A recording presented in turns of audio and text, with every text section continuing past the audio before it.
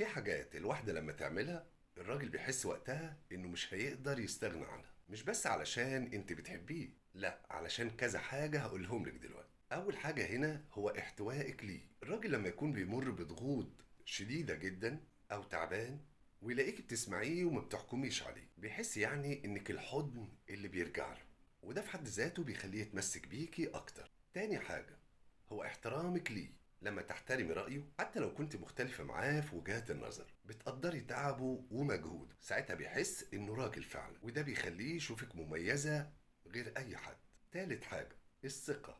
لما تحسسيه انك واثقة فيه، مش بتشك فيه وبتدوري وراه، ده هيخليه انه عايز يثبت لك دايما بانه مصدر او اهل للثقة دي او قد الثقة دي. رابع حاجة خفة الدم. الراجل لما بيحس هو مرتاح وهو قاعد معاكي بيضحك من قلبه حتى لو الدنيا كلها كانت جاية عليه، وده لأن ببساطة لقى راحته معاكي.